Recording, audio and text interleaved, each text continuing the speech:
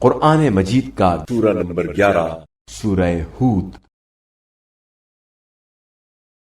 بنام خدائے رحمان و رحیم۔ الف لام را، یہ وہ کتاب ہے جس کی آیات مستحکم کی گئی ہیں، پھر ایک با حکمت باخبر ذات کی طرف سے تفصیل سے بیان کی گئی ہیں کہ تم اللہ کے سوا کسی کی عبادت نہ کرو۔ میں اللہ کی طرف سے تمہیں تنبیہ کرنے والا اور بشارت دینے والا ہوں، اور یہ کہ اپنے رب سے مغفرت طلب کرو، پھر اس کے آگے توبہ کرو، وہ تمہیں مقررہ مدت تک دنیا میں اچھی متاع زندگی فراہم کرے گا، اور ہر احسان کوش کو اس کی احسان کوشی کا صلہ دے گا۔ اور اگر تم نے منہ پھیر لیا تو مجھے تمہارے بارے میں ایک بڑے دن کے عذاب کا خوف ہے۔ تم سب کو اللہ ہی کی طرف لوٹ کر جانا ہے، اور وہ ہر چیز پر قادر ہے۔ آگاہ رہو، یہ لوگ اپنے سینوں کو لپیٹ لیتے ہیں تاکہ اللہ سے چھپائیں۔ یاد رکھو، جب یہ اپنے کپڑوں سے ڈھانپتے ہیں تب بھی وہ ان کی علانیہ اور پوشیدہ باتوں کو جانتا ہے۔ وہ سینوں کی باتوں سے یقیناً خوب واقف ہے۔ اور زمین پر چلنے والا کوئی ایسا نہیں جس کا رزق اللہ کے ذمے نہ ہو، اور وہ جانتا ہے کہ اس کی جائے قرار کہاں ہے اور عارضی جگہ کہاں ہے۔ سب کچھ روشن کتاب میں موجود ہے۔ اور وہی ہے جس نے آسمانوں اور زمین کو 6 دنوں میں بنایا، اور اس کا عرش پانی پر تھا تاکہ وہ تمہیں آزمائے کہ تم میں بہتر عمل کرنے والا کون ہے۔ اور اے نبی، اگر آپ صلی اللہ علیہ وآلہ وسلم لوگوں سے یہ کہہ دیں کہ تم مرنے کے بعد اٹھائے جاؤ گے تو کافر ضرور کہیں گے یہ تو محض کھلا جادو ہے۔ اور اگر ہم ایک مقررہ مدت تک ان سے عذاب کو ٹال دیں تو وہ ضرور کہنے لگتے ہیں اسے کس چیز نے روک رکھا ہے۔ آگاہ رہو، جس دن ان پر عذاب واقع ہوگا تو ان سے ٹالا نہیں جائے گا، اور جس چیز کا وہ مذاق اڑا رہے ہیں وہی انہیں گھیر لے گی۔ اور اگر ہم انسان کو اپنی رحمت سے نوازنے کے بعد وہ نعمت اس سے چھین لیں تو بے شک وہ نا امید اور نا شکرا ہو جاتا ہے۔ اور اگر ہم اسے تکلیفوں کے بعد نعمتوں سے نوازتے ہیں تو ضرور کہہ اٹھتا ہے سارے دکھ مجھ سے دور ہو گئے۔ بے شک وہ خوب خوشیاں منانے اور اکڑنے لگتا ہے۔ البتہ صبر کرنے والے اور نیک اعمال بجا لانے والے ایسے نہیں ہیں، ان کے لیے مغفرت اور بڑا اجر ہے۔ اے رسول صلی اللہ علیہ وآلہ وسلم، آپ کی طرف جو وحی کی گئی ہے شاید آپ صلی اللہ علیہ وآلہ وسلم اس کا کچھ حصہ چھوڑنے والے ہیں، اور ان کی اس بات پر دل تنگ ہو رہے ہیں کہ اس پر خزانہ کیوں نازل نہیں ہوا، یا اس کے ساتھ کوئی فرشتہ کیوں نہیں آیا۔ آپ صلی اللہ علیہ وآلہ وسلم تو صرف تنبیہ کرنے والے ہیں، اور اللہ ہر چیز کا ذمہ دار ہے۔ کیا یہ کہتے ہیں کہ اس نے قرآن کو خود بنایا ہے؟ کہہ دیجئے اگر تم سچے ہو تو اس جیسی خود ساختہ 10 صورتیں بنا لاؤ، اور اللہ کے سوا جس جس کو بلا سکتے ہو بلا لاؤ۔ پھر اگر وہ تمہاری مدد کو نہ پہنچیں تو جان لو کہ یہ اللہ کے علم سے نازل ہوا ہے، اور یہ کہ اللہ کے سوا کوئی معبود نہیں۔ کیا تم اس بات کو تسلیم کرنے والے ہو؟ جو دنیاوی زندگی اور اس کی زینت کے طالب ہوتے ہیں ان کی محنتوں کا معاوضہ ہم انہیں دنیا ہی میں دے دیتے ہیں، اور ان کے لیے اس میں کمی نہیں کی جائے گی۔ ایسے لوگوں کے لیے آخرت میں آتش کے سوا کچھ نہ ہوگا، اور وہاں ان کے عمل برباد اور ان کا کیا دھرا سب نابود ہو جائے گا۔ بھلا وہ شخص افترا کر سکتا ہے جو اپنے رب کی طرف سے واضح دلیل رکھتا ہے، اور اس کے پیچھے اس کے رب کی طرف سے ایک شاہد بھی آیا ہو، اور اس سے پہلے موسیٰ کی کتاب بھی दलील हो जो रहनुमा और रहमत बनकर आई हो। यही लोग उस पर ईमान लाएंगे, और दूसरे फिरकों में से जो कोई उसका इनकार करें तो उसकी वादागाह आतिश जहन्नुम है। आप सल्लल्लाहु अलैहि वसल्लम इस कुरान के बारे में किसी शक में ना रहें। यकीनन ये आप सल्लल्लाहु अलैहि वसल्लम के रब की तरफ से हक है, लेकिन अक्सर लोग ईमान नहीं लाते। और उस शख्स से बढ़कर जालिम कौन होगा जो अल्लाह पर झूठ इफ्तरा करता है। ऐसे लोग अपने रब के हुजूर पेश किए जाएंगे और गवाह कहेंगे, यही लोग हैं जिन्होंने अपने रब पर झूठ बोला था। खबरदार, जालिमों पर अल्लाह की लानत है। जो लोगों को अल्लाह के रास्ते से रोकते हैं और इसमें कजी लाना चाहते हैं, और यही लोग आखिरत के मुनकिर हैं। ये लोग जमीन में अल्लाह को आजिज नहीं कर सकते, और ना अल्लाह के सिवा इनका कोई हामी है। इनका अजाब 2 गुना किया जाएगा, क्योंकि वो किसी की सुन ही ना सकते थे और ना ही देखते थे। यही लोग हैं जो अपने आप को खसारे में डाल चुके हैं, और वो जो कुछ इफ्तरा करते थे वो भी उनसे खो गया। लाजमी बात है, आखिरत में ये लोग सबसे ज्यादा घाटे में होंगे।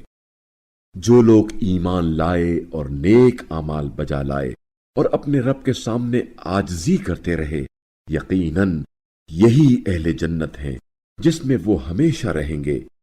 दोनों फरीकों मोमिनों और काफिरों की मिसाल ऐसी है जैसे एक तरफ अंधा और बहरा हो और दूसरी तरफ देखने वाला और सुनने वाला हो। क्या ये दोनों यकसा हो सकते हैं? क्या तुम नसीहत नहीं लेते? और हमने नूह को उनकी कौम की तरफ भेजा। उन्होंने अपनी कौम से कहा, मैं तुम्हें सरियन तंबीह करने वाला हूं कि तुम गैरुल्लाह की इबादत ना करो। मुझे तुम्हारे बारे में एक दर्दनाक दिन के अजाब का डर है। तो उनकी कौम के काफिर सरदारों ने कहा, हमारी नजर में तो तुम सिर्फ हम जैसे बशर हो, और हम ये भी देख रहे हैं कि हम में से अदना दर्जे के लोग सतही सोच से तुम्हारी पैरवी कर रहे हैं, और हमें कोई ऐसी बात भी नजर नहीं आती जिससे तुम्हें हम पर फजीलत हासिल हो, बल्कि हम तो तुम्हें काजिब ख्याल करते हैं। नूह ने कहा, ए मेरी कौम, ये तो बताओ, अगर मैं अपने रब की तरफ से वाज़ेह दलील रखता हूं और उसने मुझे अपनी रहमत से नवाजा है, मगर वो तुम्हें ना सूझती हो, तो क्या हम तुम्हें इस पर मजबूर कर सकते हैं जबकि तुम इसे नापसंद करते हो? और ए मेरी कौम, मैं इस काम पर तुमसे कोई मुआवजा नहीं मांगता। मेरा अज्र तो सिर्फ अल्लाह पर है, और मैं उन लोगों को अपने से दूर भी नहीं कर सकता जो ईमान ला चुके हैं। यकीनन ये लोग अल्लाह की बारगाह में हाजिर होने वाले हैं। लेकिन मैं देखता हूं कि तुम लोग जाहिल कौम हो, और ए मेरी कौम, अगर मैं उन्हें दूर करूं तो मुझे अल्लाह के कहर से कौन बचाएगा? क्या तुम नसीहत नहीं लेते?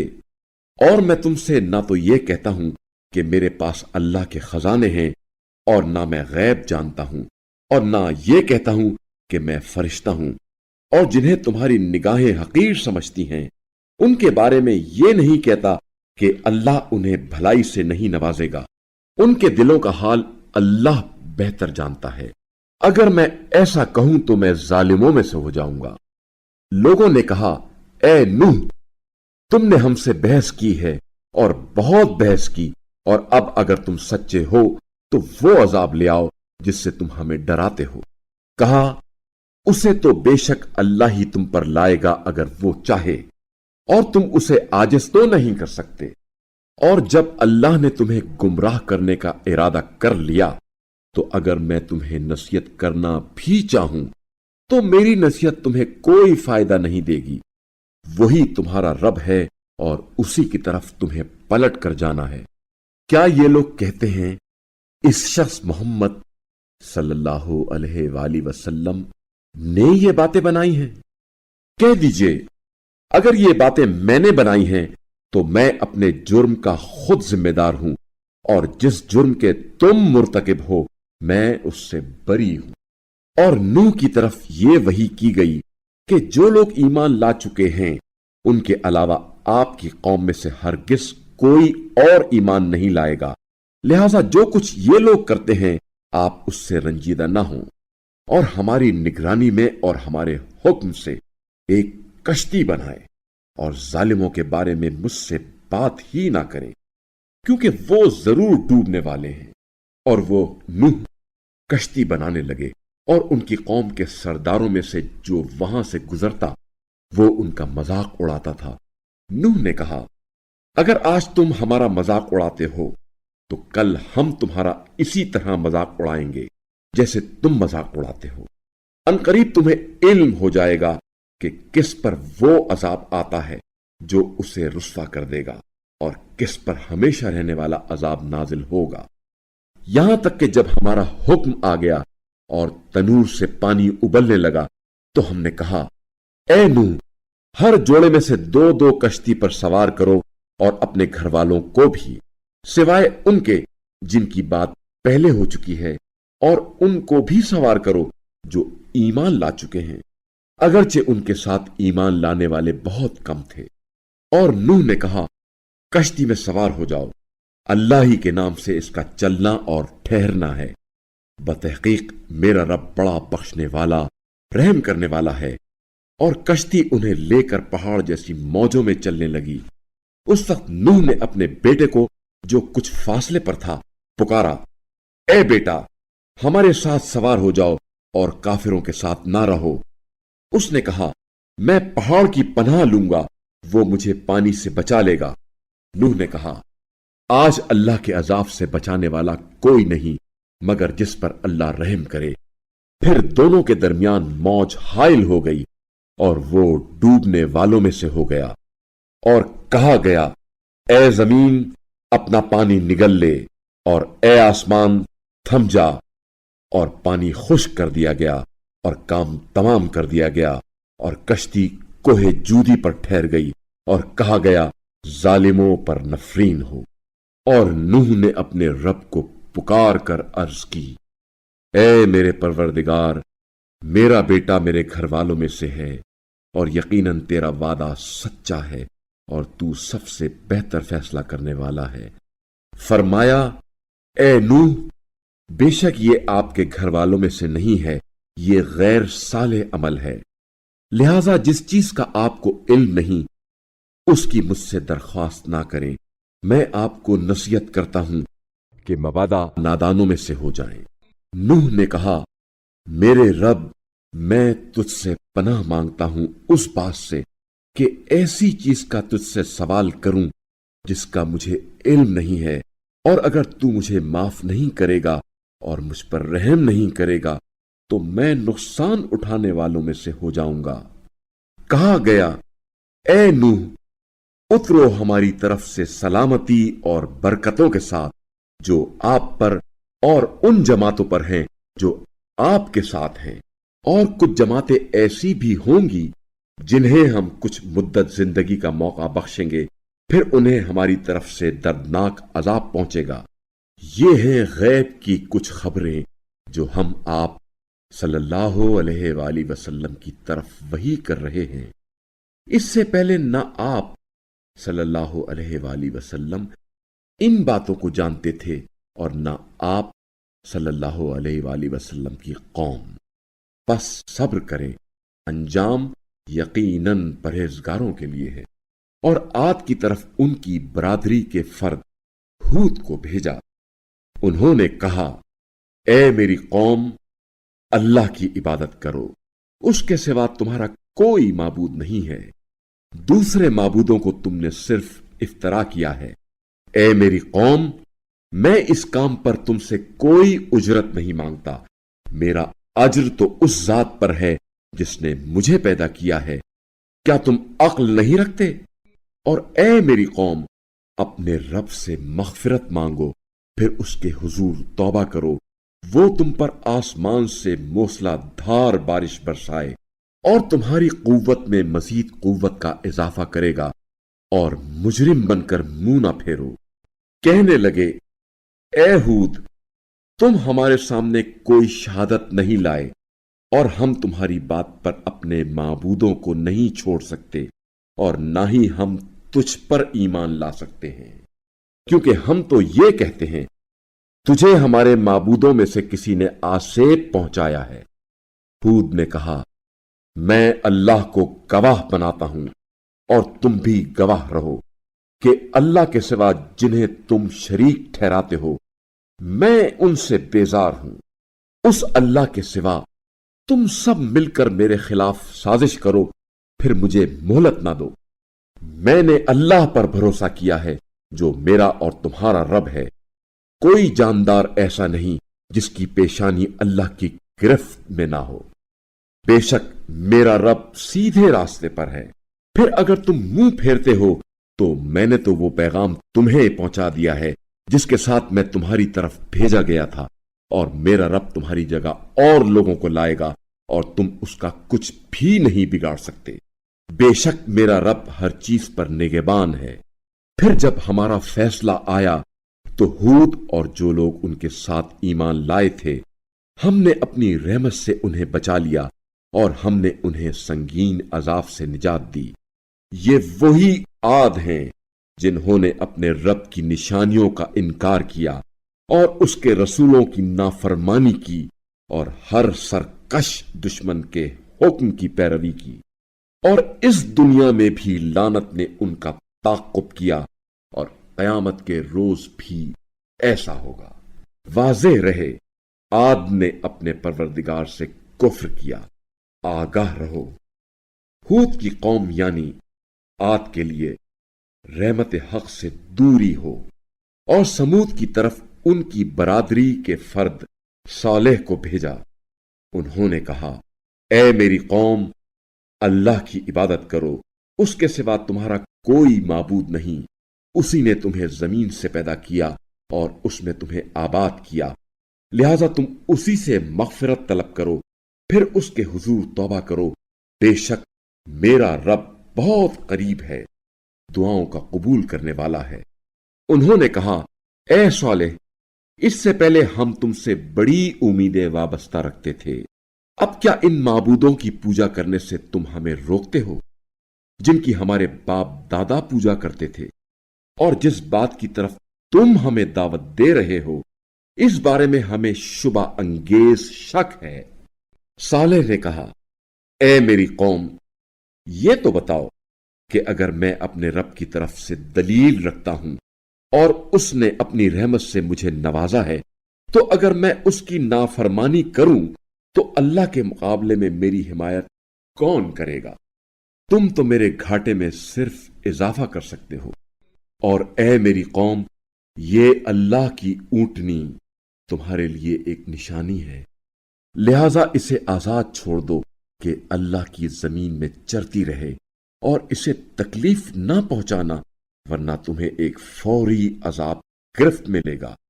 پس انہوں نے اونٹنی کی کونچیں کاٹ ڈالی تو صالح نے کہا، تم لوگ 3 دن اپنے گھروں میں بسر کرو، یہ ایک ناقابل تکذیب وعدہ ہے۔ پھر جب ہمارا فیصلہ آ گیا تو ہم نے صالح اور ان لوگوں کو جو ان کے ساتھ ایمان لائے تھے اپنی رحمت سے نجات دی اور اس دن کی رسوائی سے بھی بچا لیا۔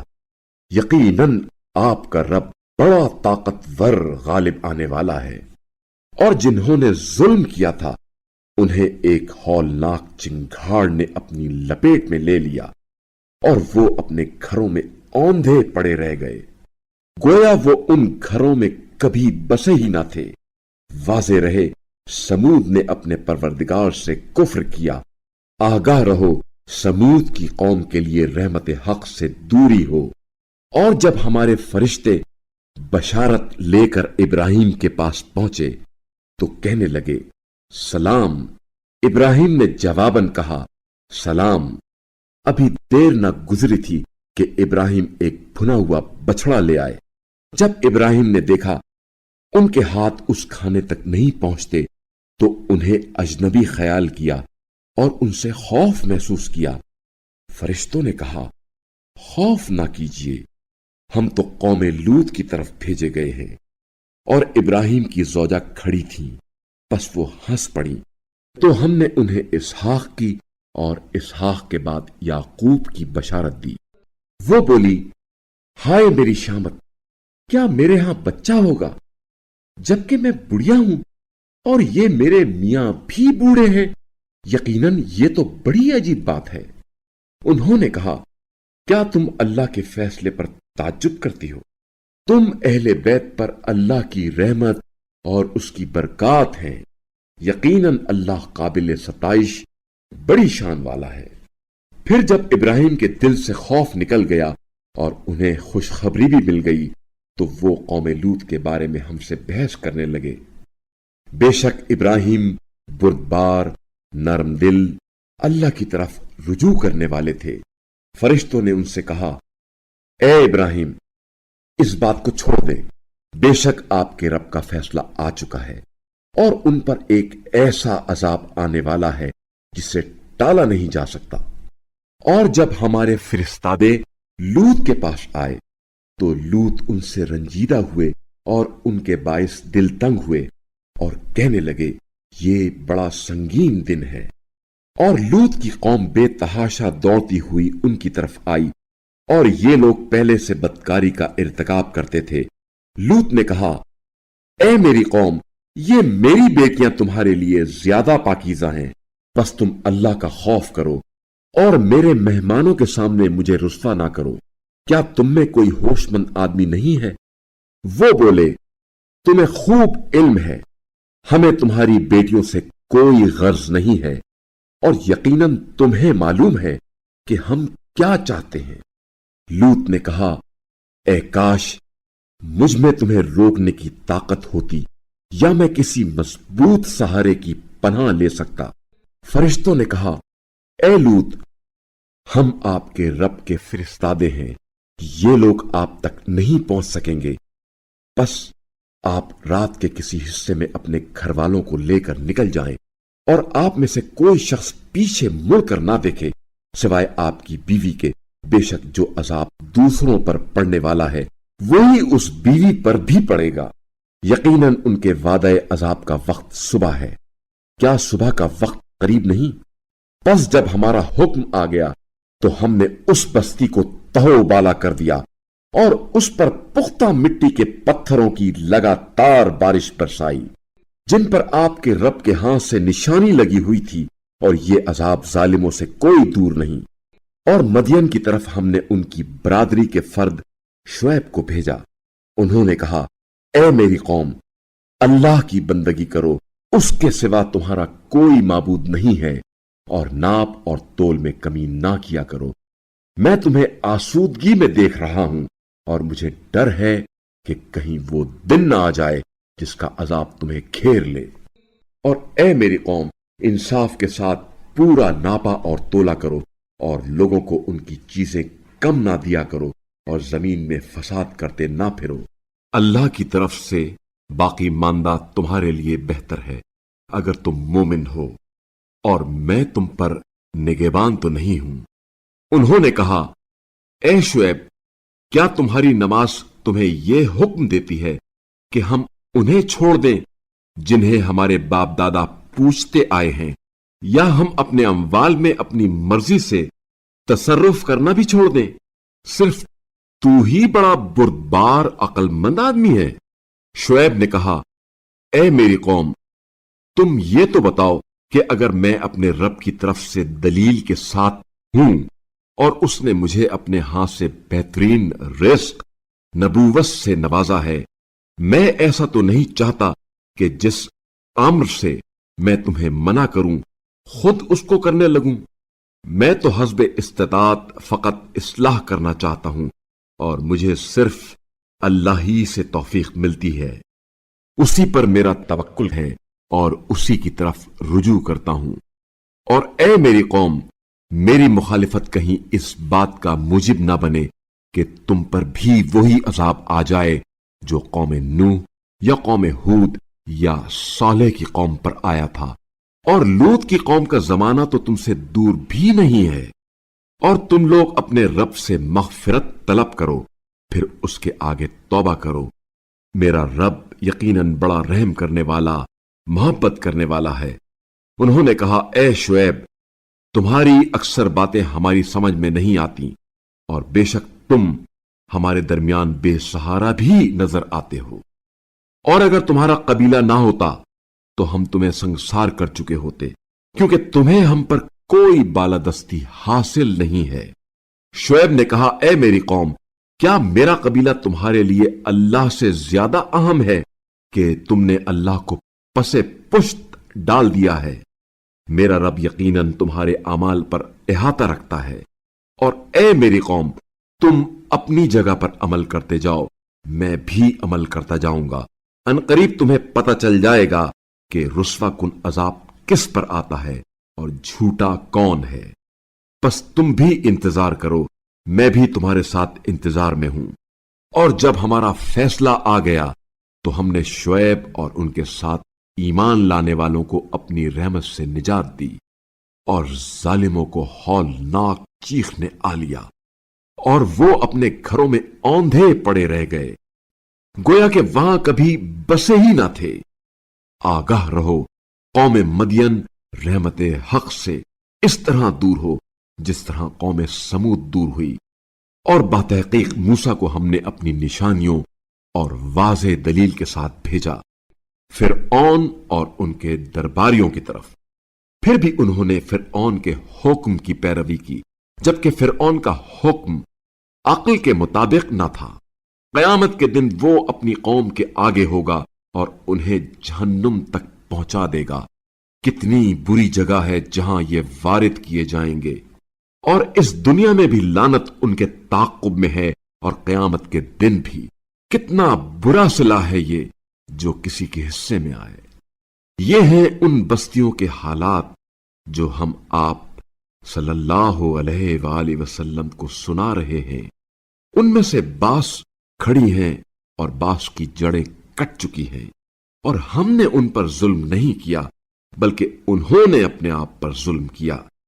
پس جب آپ صلی اللہ علیہ وآلہ وسلم کے رب کا حکم آ گیا تو اللہ کے سوا جن معبودوں کو وہ پکارتے تھے وہ ان کے کچھ بھی کام نہ آئے، اور انہوں نے تباہی کے سوا کسی چیز میں اضافہ نہ کیا۔